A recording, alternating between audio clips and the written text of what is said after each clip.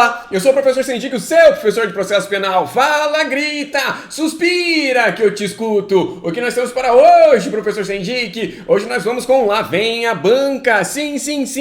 Eu havia feito uma enquete bem legal, com um tema muito bacana que estava na moda no momento da enquete, que tratava do caso ali, de uma forma indireta, do caso Mariana Ferrer ou Ferrer. Mas acontece que eu não estava bem semana passada, eu ainda não tô. Eu fui a 25 médicos e cada um dos médicos disse: eu não sei o que você tem. E quando não se sabe o que os médicos gritam hoje? Covid! E assim vai indo. Pô, meu doutor, eu tô com uma unha encravada. Covid! Oh, doutor, eu estou com dor de garganta. Covid! Doutor, eu fiz cocô e ficou uma lombriga de pendurada no toba. Covid! E assim a gente vai tocando a vida. No fim das contas, ninguém descobre que eu tenho, não melhora, então vamos gravar assim mesmo, tá bom? Então, resgatando a enquete lá da semana passada. Um tema bacana, um tema que de vez em quando vem em algumas provas. Se tiver no seu edital, tome cuidado. Se lá estiver criminologia, tome cuidado, porque virá vitimologia. E um tema que a galera mostrou que não sabe nada. Por quê? Porque nós tivemos ali uma média de acertos e erros praticamente iguais. Sim, 52% acertaram, 48% erraram a nossa questão.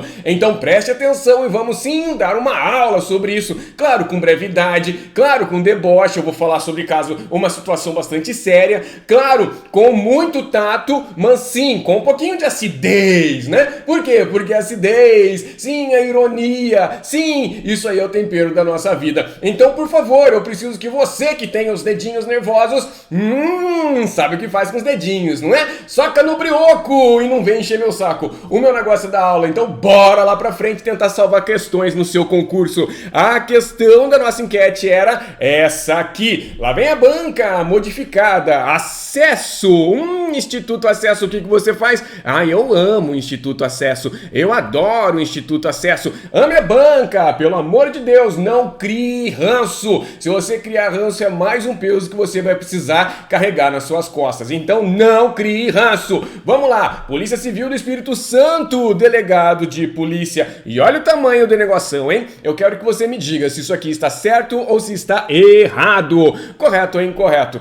A dor causada à vítima, ao ter que reviver a cena do crime, ao ter que declarar ao juiz o sentimento de humilhação experimentado quando os advogados do acusado a culpam, argumentando que foi ela própria que, com sua conduta, provocou o delito, os traumas que podem ser causados pelo exame médico forense lá no IML, pelo interrogatório policial ou pelo reencontro com o agressor em juízo e outros são exemplos da chamada vitimização secundária. E aí, isso está certo ou isso está errado? Isso aqui esteve nos jornais, isso aqui esteve nas redes antissociais, isso tomou conta do nosso Brasil por um tempo e a gente viu discussões de todas as formas, mas vamos usar então essa situação para que a gente possa salvar questões. Então vamos lá, o que eu vou fazer? Eu vou tratar aqui já agora, na sua frente, de um caso de violência sexual, ou seja, um crime contra a dignidade sexual. Eu não vou trazer uma menina, não. Eu não vou trazer uma mulher, não. Eu serei ácido, eu vou trocar. E no lugar da menina, da mulher, da Mari, eu vou colocar o menino. Exatamente. Professor, por que tanta acidez? Para que a gente coloque os homens nos lugares das mulheres, para que eles percebam a crueldade com que esse mundo está tratando as nossas mulheres, as nossas meninas. Então, bora lá! Aqui está o nosso menino que será violentado. Este aqui é o nosso menino na balada. Veja, ele está aqui com uma garrafa de Heineken, exatamente. Ele está na balada, veja só a sua pose de mão. A pose de mão, então, está dizendo que ele está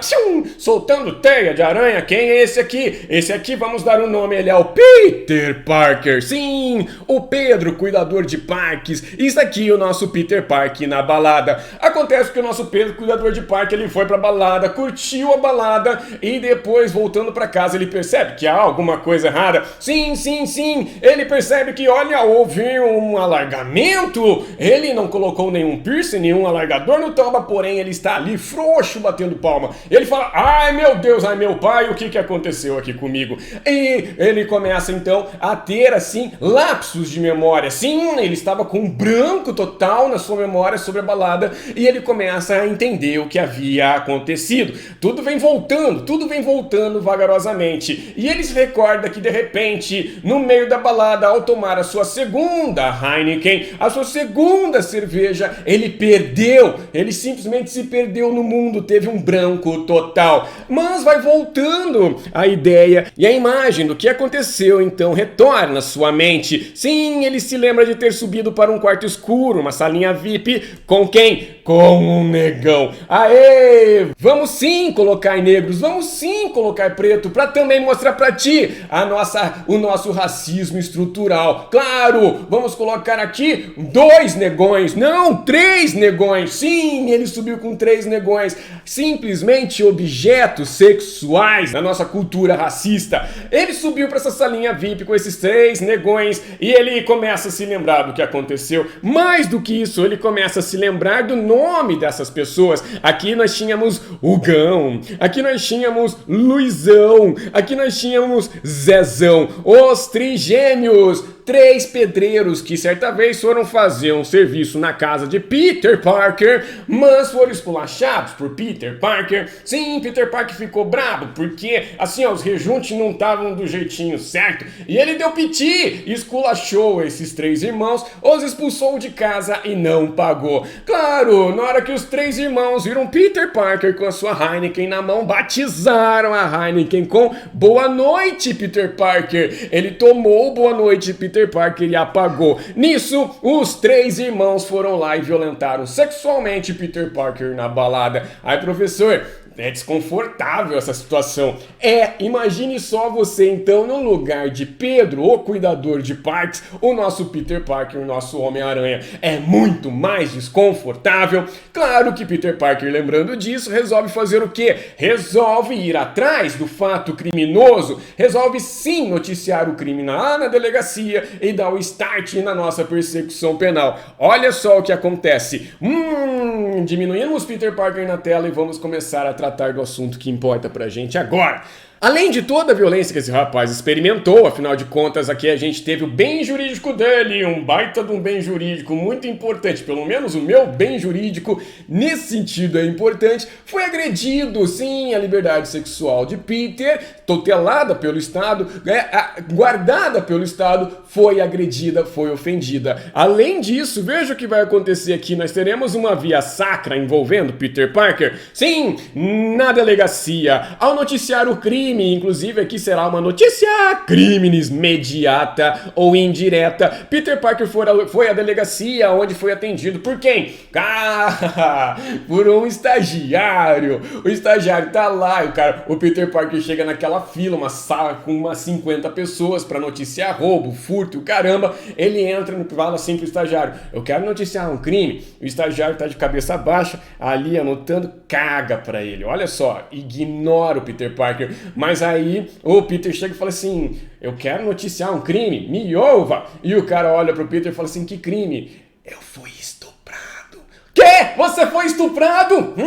Pronto! 50 pessoas que estão na sala começam a olhar para Peter Parker, que vira a Cinderela. É basicão. Aí o nosso estagiário chama quem? Chama o delegado? Não, primeiro ele chama um agente, chama um escrivão, e você, no caso Peter Parker, tem de contar toda a história para o escrivão. Opa, ele revive todo esse momento. O escrivão escuta isso calado, sim, mas com um sorriso no canto da boca, olhando para Peter, imaginando a cena dele sendo estuprado, violentado por 3 irmãos gêmeos, o Gão, o Luizão e o Zezão. O que o nosso escrivão faz? Na hora, ele levanta dali e fala: espera só um minutinho, Pedro, vai até lá dentro e ainda traz uns 3, 5 agentes para escutar a história. E todo mundo se mata rindo, até o delegado aparece na delegacia para escutar a história de Peter Parker. Mas não encerra por aqui. A via sacra de Peter Parker vai se estender no desenrolar do próprio inquérito policial. Afinal de contas, o Peter será ouvido pelo delegado.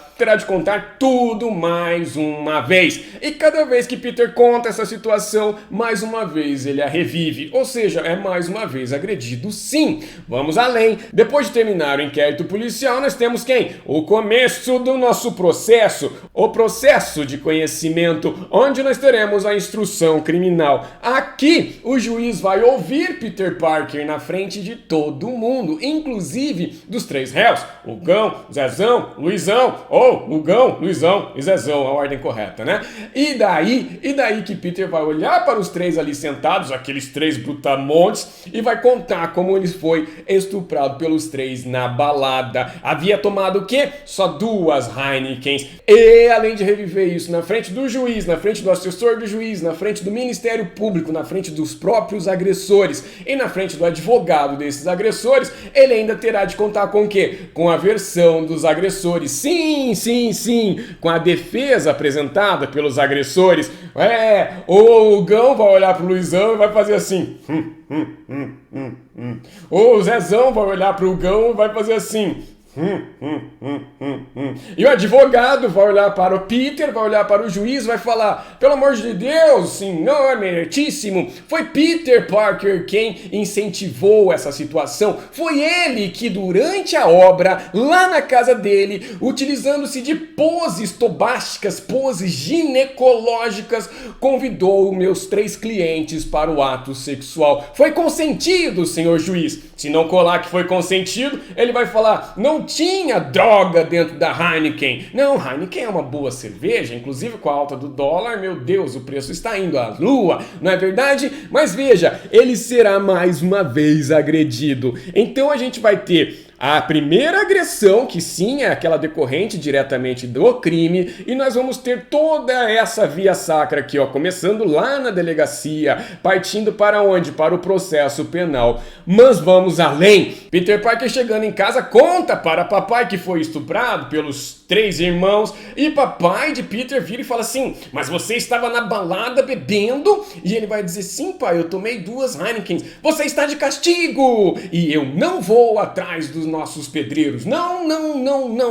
Você está de castigo. Sim, qual o nome desse pai? O nome desse pai é Constantino. É pai comum nas casas brasileiras. Olha, vamos além. Lá no campinho em que Peter Parker joga futebol, a galera já não passa mais bola para ele, porque começam os sorrisinhos. Não passa bola pro Peter, senão ele segura. Opa, olha a sacanagem. Ele segurou a bola do Gão, do Zezão, do Luizão. Não passa mais a bola para Peter. Percebeu? Então nós tivemos aqui, ó, uma primeira esfera de agressão, que é justamente o quê? Que é justamente a agressão, a ofensa ao bem jurídico de Peter. Logo depois, quando começa a persecução penal, nós temos nova seara de agressão. A seara da agressão que ocorre onde? Em reviver tudo isso que aconteceu inicialmente, já onde? Já nos institutos, nos órgãos da persecução penal. Ali diante do juiz, diante do Ministério Público, diante da própria polícia. Mas vai além dessa seara aqui nos órgãos oficiais, há também agressões, há também reflexos aonde? Lá no meio social em que Peter vive, desde em casa com o papai Constantino, até no campinho em que ninguém mais passa bola para Peter Parker. Viu? Nós temos aqui 3 searas, 3 esferas de agressões. É aqui que nós vamos ter a divisão entre vitimização primária, secundária e terciária. Para ficar bem fácil para você, olha como é que fica. As vitimizações ficam assim. Primária, vitimização primária, é justamente a ofensa ao bem jurídico e demais efeitos da infração penal. Aqui no caso de Pedro, o cuidador de parquinho, foi justamente o quê? A violência sexual que ele sofreu, sim? A ofensa à sua dignidade sexual. Vamos para frente, nós temos uma vitimização dita secundária. Aqui, ó, é justamente o impacto negativo da persecução penal. É reviver tudo o que aconteceu aqui diante dos órgãos da persecução penal. Polícia, Ministério Público e Judiciário. Cada vez que o nosso Peter contar, ele estará repassando tudo o que aconteceu com ele lá naquela vitimização primária. Mas não para aqui, ainda temos uma terceira vitimização, a vitimização terciária, que são os impactos na vida social e familiar de Peter. Ou seja, papai Constantino coloca Peter de castigo, não sai mais de casa. E lá no campinho, não passam mais a bola para Peter. Percebeu o tamanho do problema que é em alguns tipos de crimes? Alguns tipos de crime, eles se isolam ali na própria vitimização primária, é muito tranquilo. Agora, outros como esses, que atacam os costumes, que atacam o sexo, eles sim têm todas essas esferas de vitimização. É por isso que é preciso, principalmente aqui, ó, na vitimização secundária, que o Estado tenha cuidado e não permita com que essa agressão continue acontecendo a Peter. Não, não, não, não, não. Por exemplo, quando o advogado dos três irmãos vira e fala assim: foi Peter que com sua pose ginecológica convidou os meus 3 clientes ao ato sexual. Pera, é preciso ter um pouco de discernimento. E sim, é responsabilidade do juiz, do Ministério Público ou então da Defensoria Pública que estiver ali, não permitir com que isso aconteça, tá? Cuidado. E sim, quando ele chega diante da família e da sociedade, é obrigação de todo mundo ter um pouco de bom senso e não permitir com que ele siga sendo ofendido nos seus direitos. Agora que você compreende quais são as 3 vitimizações básicas, vamos voltar à nossa questão. Comigo, Instituto ACP, como você bem sabe, julgue o item abaixo. A dor causada à vítima ao ter de reviver a cena do crime, ao ter de declarar ao juiz, o sentimento de humilhação experimentado quando os advogados do acusado a culpam. Foi você, Peter, com as suas poses ginecológicas que convidou os meus clientes a agir, argumentando que foi ela, a vítima própria, que com sua conduta provocou o delito. Os traumas que podem ser causados pelo exame médico forense. Ora, Peter teve de ir ao IML para fazer um exame para ver se foi mesmo ou não estuprado. A dor causada pelo interrogatório policial ou pelo reencontro com o agressor em juízo e outros são exemplos da nossa chamada vitimização secundária. Isso aqui, portanto, está correta! Nossa assertiva é muito simples e você não pode errar. Já que eu consumi os 15 minutos da sua vida, vamos consumir mais. Agora você já sabe, vitimização primária, secundária e terciária. Você vai lembrar do Peter, você vai lembrar dos 3 caras lá atrás. Você vai lembrar da pose ginecológica, né? Que foi utilizado no caso real. E olha como fica fácil fazer um monte de questão. Vamos comigo, vamos aproveitar o seu tempo. Vamos ver como que as bancas cobram isso da gente. Vamos lá? VUNESP, ame a VUNESP. Entende-se por vitimização secundária, também chamada de sobrevitimização, aquela. Bom, nesse tipo de questão de múltipla escolha, se você puder, você já coloca a resposta antes de procurar, né? Que é aquela, você já sabe, a vitimização secundária é aquela causada pelos órgãos da persecução penal. Aqui é todo o procedimento que vai ser adotado para perseguir o crime. É a dor causada ali na polícia, é a dor causada onde? No processo, diante do delegado, diante de quem mais? Do Ministério Público, diante do juiz. E veja, esse caso real da Mari deixa bem claro o tamanho dessa dor. Sim, se você não compadeceu dessa dor é porque você é raso de coração, meu velho, minha velha, você precisa repensar o seu destino. Vamos lá, letra A. Quem é a vitimização secundária? É aquela provocada pelo cometimento do crime ou pela conduta violadora dos direitos da vítima, proporcionando danos materiais e morais por ocasião do delito. Não, não, não. Essa aqui é a vitimização primária. Vamos para baixo. É aquela que não concorreu de forma alguma para a ocorrência do crime. Puta que pariu, ninguém nem entendeu essa letra B. Vamos para C. Que, de modo voluntário e imprudente, colabora com o ânimo criminoso do agente. Não, não, não. Não tem nada a ver com vitimização. É aquela que ocorre no meio social, em que vive a vítima e é causada pela família, por grupo de amigos, etc. Aqui é o papai Constantino e os guri da bolinha, os guri do campinho. Isso daqui é vitimização terciária. Então só sobrou a E. É aquela causada pelos órgãos formais de controle social ao longo do processo de registro e apuração do delito, mediante o sofrimento adicional gerado pelo funcionamento do sistema de persecução criminal. Perfeito! É a letra E. Mas vamos além, vamos ver mais questões contigo. Comigo, banca FCC. Eu gosto da FCC. Cheirinho de limão. Analista, psicologia. Vamos lá. Nos casos envolvendo violência contra mulheres, podemos considerar a ocorrência de uma vitimização primária que é atribuída ao próprio agente, que, com sua conduta, causa sofrimento físico ou mental à vítima. É preciso, porém, também considerar a existência de uma vitimização secundária, que pode ser reconhecida de modo direto. E aí, mais uma vez, você puxa no seu arquivo o que é uma vitimização secundária. Lembra lá do nosso Peter Parker contando pro estagiário que foi estuprado no meio de 50 pessoas. Lembra de Peter Parker contando depois pro escrivão que ele foi estuprado, sim, e o escrivão com um sorrisinho na boca chamando quem mais? Chamando os 3, 4 agentes para escutar a história. E chamando o Peter Parker de Cinderela. Lembra deles, inclusive, chamando o delegado para vir rir? Exatamente, é isso que você deve lembrar. Vamos lá, e também na nossa posição ginecológica em juízo. Vamos lá, o que é a vitimização secundária? É representada pelo quê? O desgaste apresentado pela perda do trabalho e condições econômicas. Não, pela gravidez ou aborto espontâneo decorrentes da violência. Não, pela morte da vítima. Não. Na perda do engajamento social, que até então era mantido pela vítima antes da ocorrência da violência. Não. No sofrimento causado pelas instituições encarregadas de fazer justiça ou do próprio Estado. Sim, são exatamente essas instituições as responsáveis pela vitimização secundária. Letra E. Mais uma vez, né? É na primeira, é na segunda. Vamos ver a terceira aqui. Sem é.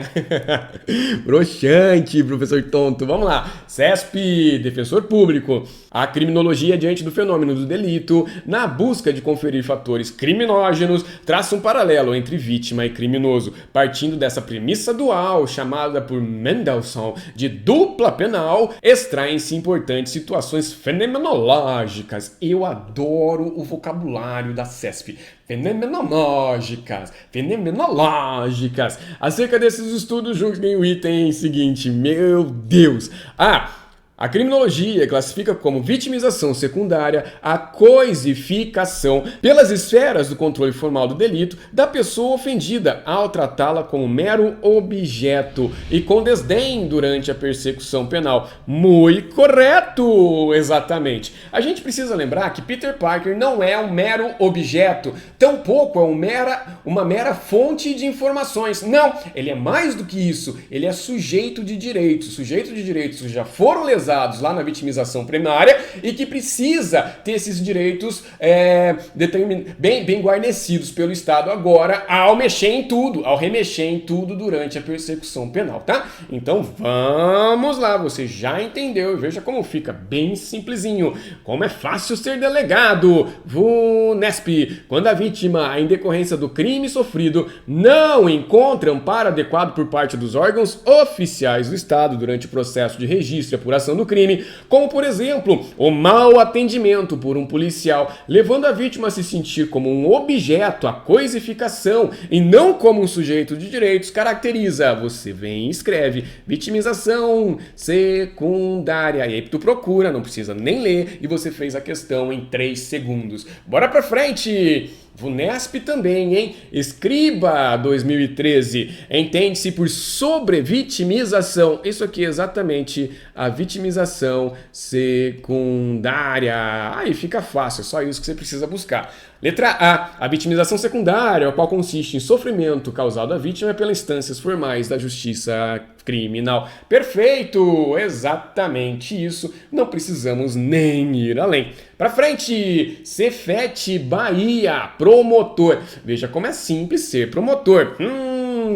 A vitimização secundária é levada a cabo no âmbito dos controles sociais mediante o contato da vítima com o grupo familiar ou em seu meio ambiente social, como no trabalho, na escola, nas associações comunitárias, na igreja e no convívio social. Peraí, isso daqui, ó, grupo familiar. Pai Constantino. Peter, você pode tudo, menos ser estuprado na balada. Vai ter de ficar de castigo. Meio ambiente social. A galera, os guris do campinho, que não me passam mais bola, ainda ficam zoando. Isso, não passa mais bola pra Peter porque ele não dá, ele é fominha. E aí, moçada, isso é vitimização secundária? Não. Isso é vitimização terciária. E a nossa resposta resposta para finalizar a nossa aulinha aí de uns 20, 25 minutos é incorreta. Agora não dá mais para você errar. Tenho certeza que a historinha ficou gravada na sua cabeça, tenho certeza também que você consegue agora fugir dos papinhos de WhatsApp, fugir dos papinhos das bobagens de correntes aí das redes antissociais e consegue sim ter as ideias mais bem postas e consegue enxergar que muitas vezes o crime não termina no crime. O crime ele vai se estendendo e sim, os órgãos do Estado que participam da persecução penal não estão aqui para permitir essa extensão. Pelo contrário, eles têm de perseguir o fato criminoso, mas precisam abafar essa vitimização, fazer com que a vitimização secundária seja a menor possível. Para quê? Para permitir com que a vítima, que já foi agredida inicialmente, sinta-se um sujeito de direito e não uma coisa. Viu? Direito é fácil, direito é teta, difícil mesmo é tomar Heineken na balada. Cuidado, se você tomar gin, Heineken, qualquer coisa assim na balada, lembre-se sempre que o lago, sim, ele está repleto de crocodilos. E se você é um cateto, se você é uma anta, se você é um gnu, você não nada com crocodilo, não é verdade? Abra os olhos, você está aqui para ser feliz nesse mundo, mas o mundo é cheio de perigos. Beijo pra ti!